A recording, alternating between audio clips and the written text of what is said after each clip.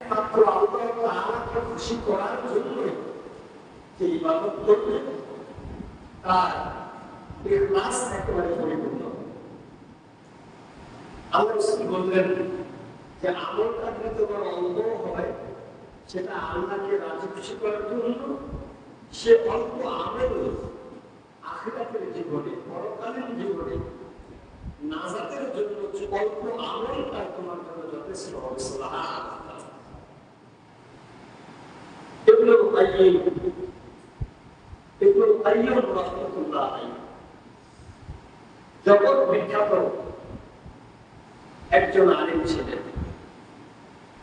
তিনি অনেক গ্রন্থের প্রণেতা ছিলেন। তিনি লিখেছেন জাদুল মাআদ বিখ্যাত গ্রন্থগুলো। তিনি সেখানে বলেছেন যে যার উপর ইখলাস থাকে না সেই ব্যক্তির উদাহরণ পেশ করেছেন এভাবে যে একজন মুসাফির সে মরুভূমি পাড়ি দেওয়ার জন্য বের হয়েছে, কিন্তু যাওয়ার সময় তার সাথে একজন মানুষ যদি মুসাফির হয় তার সাথে থাকবে পানীয়, খাদ্য এবং তার পরিধেয় বস্ত্র। কিন্তু যাওয়ার সময় সে এগুলো না নিয়ে শুধু তার বেগের ভিতরে সে বালি ভর্তি করে তাদের বহন করে ধরে নিয়ে যায়। যেমন তার পিপাসা লাগলে সে পানি পাইল না, সে তার ক্ষুধা নিবারণের জন্য সে খাদ্য পাইল না, তার পরিধেয় বস্ত্র পোশাক অপরিষ্কার হওয়ার কারণে সে পবিত্র পোশাক করতে পারল না, তার সফরটা অত্যন্ত কষ্টদায়ক। তেমনি ভাবে যে ব্যক্তি নামাজ আদায় করলো, আল্লাহ রাস্তায় দান করলো, সে জিকির আজকার করলো, ইবাদত করলো, ভালো কাজগুলো করলো, কিন্তু তার অন্তরে আল্লাহ থেকে ইখলাস নেই, তার সে হচ্ছে সেই মুসাফির। কারণ তার বেগের ভিতরে শুধু পানি ছাড়া কিছু নেই। ইখলাস পরিপূর্ণভাবে অর্জন করেছিলেন সাহাবায়ে কেরাম। আমাদের এই মসজিদের মুসল্লি একজন আল্লাহ তাআলার খাস বান্দা রাসূল সাল্লাল্লাহু আলাইহি ওয়াসাল্লামের সাহাবী হযরত আবু বকর রাদিয়াল্লাহু তাআলা তিনি আল্লাহ মাথাতের যেখানে আপনি আপনি ফজরের নামাজ পড়বেন, আগে মসজিদে একজন মুসল্লি পড়বে, উদাহরণ বলতেছি, বলেন তো তার নামাজ আর একজন এই মসজিদের সাধারণ মুসল্লির নামাজ কি এক হবে? তার অর্জন, সে তার ইবাদতের যে অর্জন এবং ওয়াইদটা আমল রাদিয়াল্লাহু তাআলা অর্জনটা বাড়ানোর চাইতে বেশি হবে, যেটা অর্জন সবচেয়ে বেশি। আর আমাদের কারো পূজা করতে হবে, কারো পাথরের মতো, কারো বালির মতো, কারো মাটির মতো, এমনটা হবে। এর মানে হচ্ছে কি তাদের অন্তরে মুখলিস ইখলাস যতটুকু পরিপূর্ণতা ছিল, আমাদের অন্তর থেকে তেমন ভাবে ইখলাসটা কমে গেছে। এই ইখলাস মানে হচ্ছে অন্তরের সবটুকুকে আল্লাহ তাআলার কাছে বিসর্জন দেওয়া। পবিত্র কোরআনে 114টি সূরা, সমস্ত সূরাগুলোকে সূরার মাঝখানে সূরার নামকরণ করা হয়েছে। প্রথম বৃহৎ যেটা সূরা বাকরা, অবশ্য এটা এই সূরার ভিতরে বাকরা নামে একটা শব্দ আছে। সূরা নিসা নামেও শব্দ আছে, সূরা মুহাম্মদ নামেও শব্দ আছে। সূরা নূহ প্রত্যেকটা সূরার ভিতরে তার নামের কিছুটা অংশ আল্লাহ তাআলা ব্যবহার করেছেন। পবিত্র কোরআনে শুধু দুটো সূরা ভিতরে কোনো নামের নামকরণ করেন নাই। আল্লাহ তাআলা সমস্ত সূরাগুলোর হিকমা এবং ওইটার তাৎপর্য দুটো সূরাতে আল্লাহ তাআলা ব্যক্ত করেছেন, যেটা আল্লাহ তাআলার মুজিজা, যে সেখানে কোনো সেই সূরার আলোকে কোনো নামকরণ করা হয়নি। সেই দুটি সূরা হচ্ছে সূরাতুল ফাতিহা আর হচ্ছে সূরাতুল ইখলাস। এই দুটো সূরা ইখলাস আল্লাহ রাব্বুল আলামিন সম্পূর্ণ সূরাগুলোর আলোকে ইখলাসের নামকরণ করেছেন। কারণ অন্তরের সম্পর্ক দিয়ে চাইতে হইল এই পাকিস্তান, যার সম্পূর্ণ নির্যাস এবং সম্পূর্ণ মূলধন আল্লাহ তাআলা ওদের ভিতরে রেখেছেন। প্রকৃতপক্ষে এই সূরার যদি বলা হয় যে কয়েকজন আমরা অর্থটা জানি, অধিকাংশ আমরা অর্থ জানি না। আসলে সেই সূরাটা হচ্ছে আমাদের পরিবারের মতো। অধিকাংশ আমরা এই সূরাটা কি করি? সুন্নত নামাজগুলোতে বেশিরভাগ ব্যবহার করি। যে পবিত্র কোরআনের অন্য কোনো সূরা না জানলে ওই সূরাটা এলাকার ক্ষেত্রে কি জানে না? অবশ্যই না। কিন্তু এর অর্থটা অধিকাংশ আমরা জানি না। তাহলে সামান্য একটা সূরা, মাত্র অল্প কয়েকটি আয়াত, এই সূরার অর্থটা যদি আমরা না জানতে পারি, আল্লাহ কি বলবেন, তার মহত্ব এবং তার মহত্ব, তিনি লা শারীক, তিনি এক অদ্বিতীয়, তার যে শক্তিধর এবং একমাত্র মানুষের অন্তরের খবর জানতে হওয়া, তার সমস্ত কিছু বিবরণ আল্লাহ তাআলা তুলে ধরেছে। এরকম প্রতিটি মানুষের ইখলাসকে পরিপূর্ণভাবে অর্জন করতে হবে। যার ইখলাস নেই, সে যত নামাজি হোক, সে যত হাজি হোক, সে গাজী হোক, সে শহীদ হোক, সে দানশীল হোক, সে আলেম হোক, আর ইখলাস যদি পরিপূর্ণ না থাকে, তাহলে আল্লাহ তাআলা তার আমলগুলোকে وقدمنا إلى ما عملوا من عمل فجعلناه هباء منثورا। আপনার হাতে এক মুঠো বালি নিয়ে আপনি একটা ফুল দেন, ফুলগুলো বরঞ্চগুলো আপনার হাতে থাকবে, ফুলগুলোর মতো যেমন উড়ে যায়, অধিকাংশ মানুষের আমল নামাগুলো এভাবে ধুলার মতো উঠে যায়। হাবাআন মানসুরা, আল্লাহ তাআলা সূরা মারিয়ামের ভিতরে করেছে। এর বিষয়ে বলা যায়, আপনারা শুনেছেন যে একজন আলেমকে আল্লাহ তাআলা কিয়ামতের ময়দানে ডাকবেন, তুমি জানো তোমাকে জাহান্নামে দেওয়া হবে। শুধু কেন? আমি তো এলেম অর্জন করেছি, আপনার কোরআন পড়েছি, মানুষকে হেদায়েতের বাণী শুনিয়েছি। আল্লাহ তাআলা বললেন, তুমি এই জন্য এগুলো শিখেছো যাতে করে তোমাকে মানুষ আলেম বলে।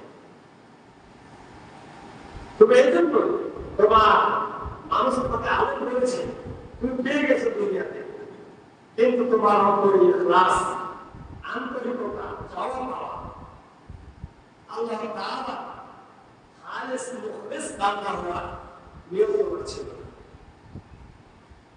এই জন্য আমি বক্তব্য দিচ্ছি আপনাদের মসজিদের ইমাম, আমার অন্তরে সামান্য রিয়াকত থাকে, আমি খুব ভালো আলোচনায়, খুব বড় আলেম, এই নিয়ত এবং চিন্তাটা আমার অন্তরে সামান্য পরিমাণ ঢুকে জাহান্নামে যাওয়ার জন্য হচ্ছে। আমি পরিপূর্ণ ইখলাস থাকলে আমার চিন্তা এবং চেতনা থাকবে। মানুষকে না, আপনারা ভালো বললেও ভালো, না বললেও ভালো, কিন্তু মূল ভালোবাসা আমাকে পাইতে হবে কার কাছে? এটা যদি অর্জন করা যায়, যে রাসূল সাল্লাল্লাহু আলাইহি সাল্লাম সর্বশ্রেষ্ঠ মহান আলো, রাসূল সাল্লাল্লাহু আলাইহি সাল্লামকে কিন্তু ইহুদি খ্রিস্টানেরা বর্তমান যুগে যারা মিডিয়া তৈরি করেছে, গুগল, ইউটিউব, বড় বড় প্রযুক্তি তৈরি করেছেন, আপনি দেখেন তো গুগল সার্চ দিয়ে the best man in the world, সারা বিশ্বের ভিতরে সর্বশ্রেষ্ঠ মানুষ, দেখবেন যে মুহাম্মদ রাসূলুল্লাহ সাল্লাল্লাহু আলাইহি ওয়াসাল্লামের নামে আসে। তো এটা তারা মানলো, তারাও কিন্তু রাসূল সাল্লাল্লাহু আলাইহি ওয়াসাল্লামকে খারাপ জানে না। কিন্তু আমাদের বাংলাদেশের অধিকাংশ হাফেজ কারি মুফতি হয়ে গেছে পরে নাস্তিক। ওরা রাসূল সাল্লাল্লাহু আলাইহি ওয়াসাল্লামের বিরুদ্ধে বলে লিখে, তার নামে অনেক অকথ্য ভাষায় গালিগালাজ করে। ইউটিউবে আপনি দেখবেন চ্যালেঞ্জ গ্রহণ করে রাসূল সাল্লাল্লাহু আলাইহি ওয়াসাল্লামের নাম করে খাটো করতে চায়। এটা কার? মুসলমানের সন্তান।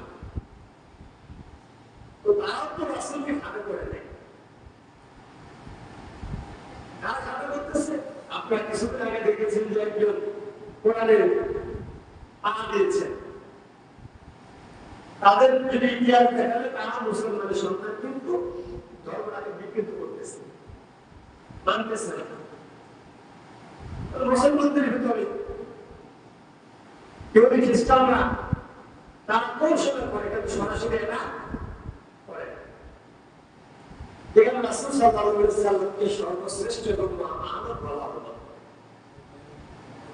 কাফেররা বলল যে কে আছে যে মুহাম্মদ সাল্লাল্লাহু আলাইহি ওয়াসাল্লাম সেখানে নামাজ পড়তো, তাকে উঠে নারী ঘুরে থাকতো, নামাজ পড়তে অবস্থায় যখন সেজদায় যাবে তখন তার মায়ের মাথায় এটা ফেলে দিতে পারে।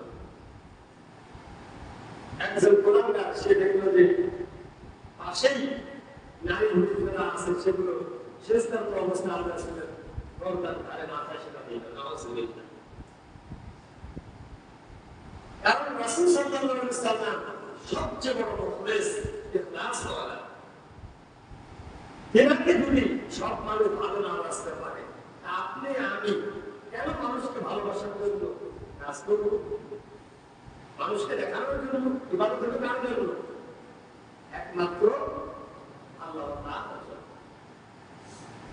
আপনার উত্তরে যদি আপনি এটা তৈরি করতে পারেন, অর্জন করতে পারেন, তাহলে আপনি সফলতা অর্জন করতে পারেন।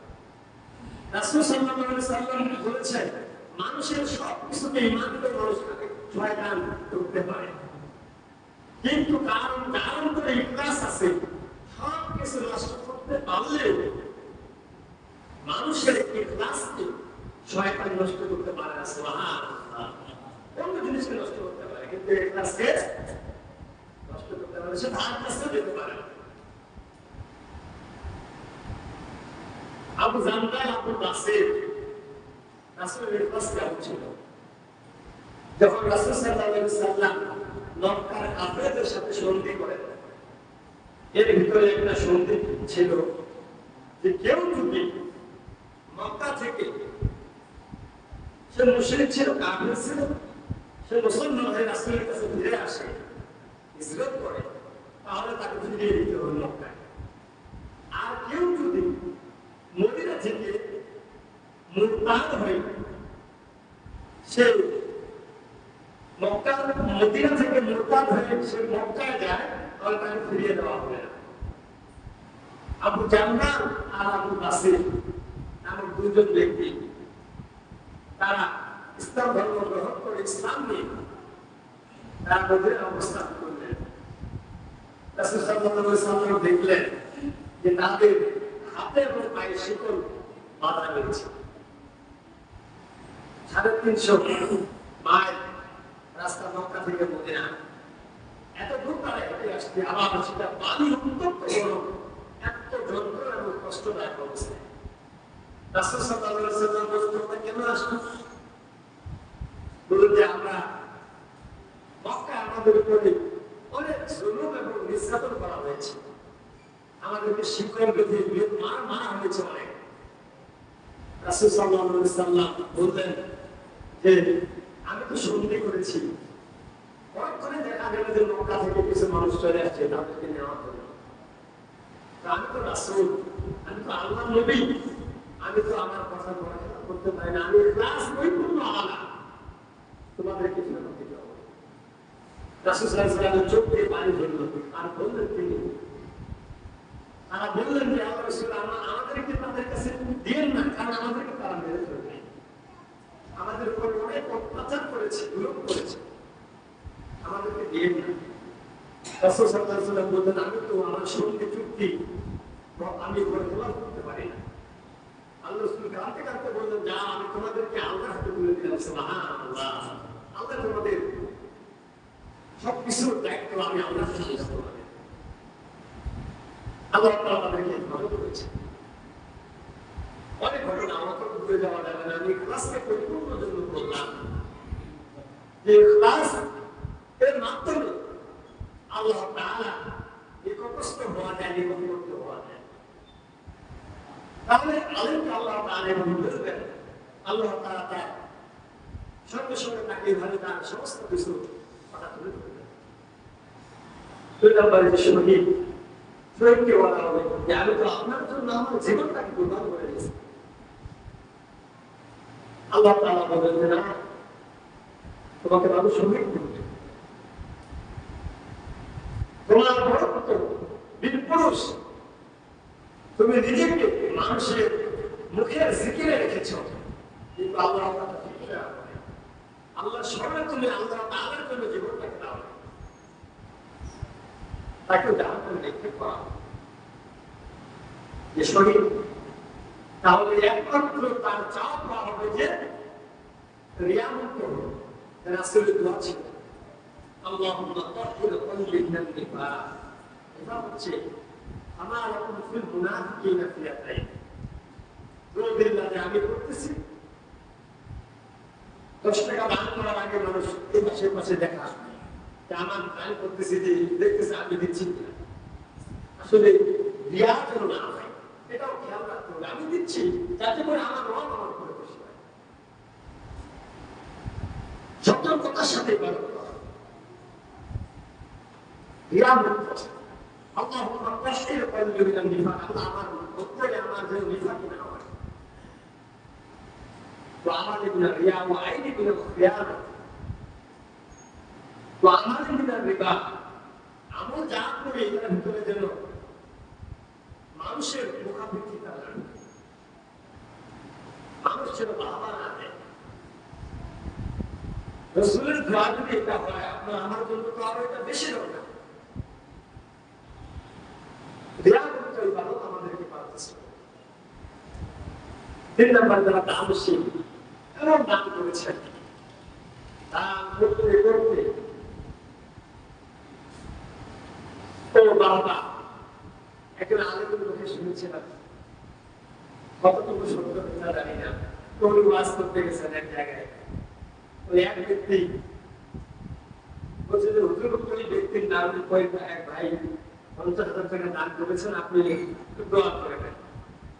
বলছে যে ভাই 50,000 টাকা দান করেছেন, একটু আল্লাহ দানটা কবুল করে দেন। তো পরে ওনাকে বলছে যে হুজুর আপনি বাহানা টাহানা একটু দিলেন না, পরে উনি টাকাটা দিবেন না, উনি একটু বাহানা চায়। আসলে রিয়ামুক্ত ইবাদত হচ্ছে আপনি যতটুকু দেবেন আল্লাহ তাআলা চান যে অনন্ত, সেটা আপনার ইন্নামাল আমালু বিন্নিয়াত, আপনার অন্তরের চাওয়াটা আল্লাহ তাআলা গ্রহণ করেন। নিয়ত এবং আপনার পূর্ণতা সেখানেই ফিরে আসে। রাসূল সাল্লাল্লাহু আলাইহি ওয়াসাল্লামের এক হাদিস, এক ব্যক্তির বিশাল টাকা পয়সা, আল্লাহ তাআলা তাকে ধন সম্পদ দিয়েছেন, তাকে কোন জায়গায় কত টাকা দিতে হবে, কিভাবে দানটা করতে হবে, মানুষের পূর্ণতা ফিরে আসবে, এই জ্ঞান আল্লাহ তাকে দিয়েছেন। সেভাবে দান করে মসজিদ, মাদ্রাসা, ভালো ভালো জায়গায় এতিম মিসকিন যেখানে সমস্যা সেখানে দান করে। আর একজন ব্যক্তিকে আল্লাহ তাআলা জ্ঞানও দিয়েছেন কিন্তু সম্পদ দেন নাই, সে ওই ধন সম্পদ সে ব্যক্তির দিকে তাকায় বলে যে আল্লাহ আমাকে যদি এইভাবে ধন সম্পদটা দিত তাহলে আমিও তার মতো ভাবে দান করতাম, এই জায়গায় ব্যয় করতাম না। এই চিন্তার কারণে সে ব্যক্তি দিয়ে যতটুকু সওয়াব অর্জিত হলো, ইখলাস অর্জন হলো, আর এই নিয়তে আল্লাহ তাআলা সেই পরিমাণ সওয়াব আমলনামায় দান করবেন। সুবহানাল্লাহ। তাহলে ইখলাস এবং চাওয়াটা যদি আল্লাহ ভিত্তিক হয়, তার দান না করে তার নিয়তের কারণে আল্লাহ তাআলা দেন। সুবহানাল্লাহ। আরেক ব্যক্তি তাকে আল্লাহ ধন সম্পদ দিয়েছেন কিন্তু তার এই জ্ঞান নেই কোন জায়গায় দিতে হবে।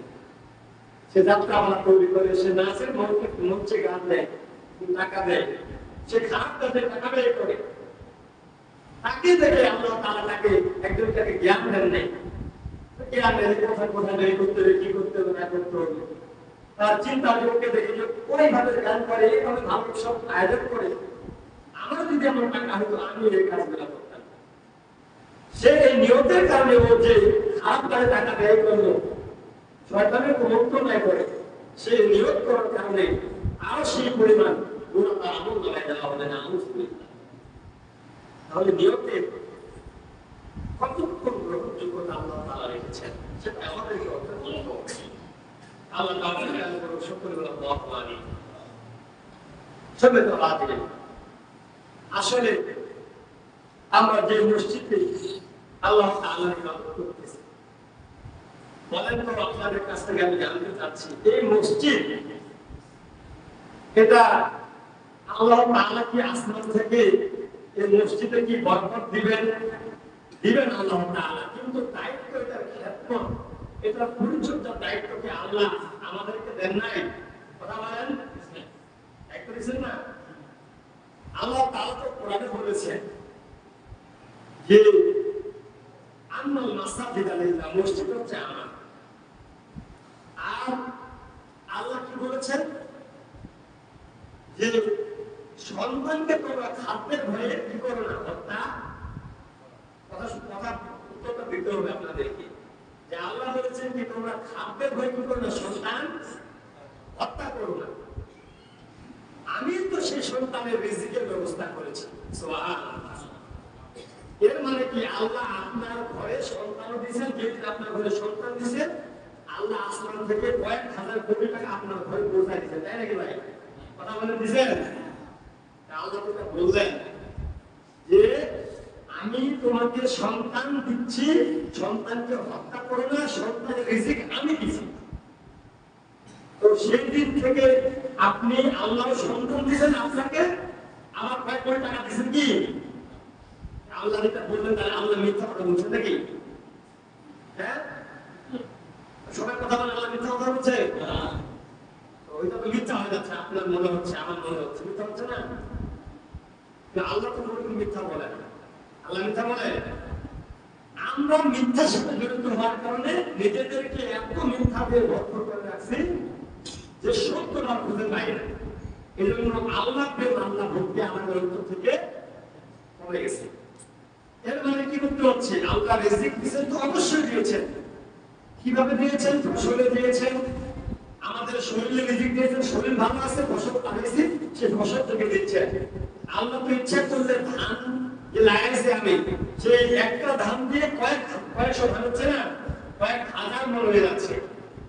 তো এটা তো আল্লাহ দিচ্ছেন। এর মানে আল্লাহ তাআলা প্রক্রিয়া জাতের মাধ্যমে, তার রহমতের মাধ্যমে এগুলো আমাদেরকে দিচ্ছেন।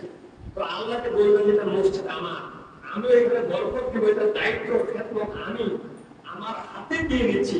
এর মানে কি? মসজিদে যে ইমাম নামাজ আদায় করাবে, ইমামকে আল্লাহ ডাইরেক্ট টাকা দিয়ে দিবে, তাই নাকি ভাই? দিবেন?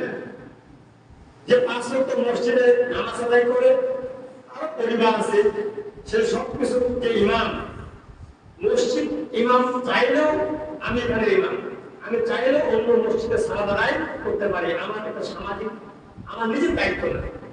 কারণ সমাজ বা পরিবারে থাকি, একজন ইমাম রাখতে হবে, সে নামাজ আদায় করাবে। আমি চাইলে অন্য মসজিদে নামাজ আদায় করতে পারি। যে মসজিদের ইমাম 5 ওয়াক্ত আদায় করে, সে চাইলে অন্য মসজিদে নামাজ আদায় করতে পারে। তার জন্য দায়িত্ব সামাজিক।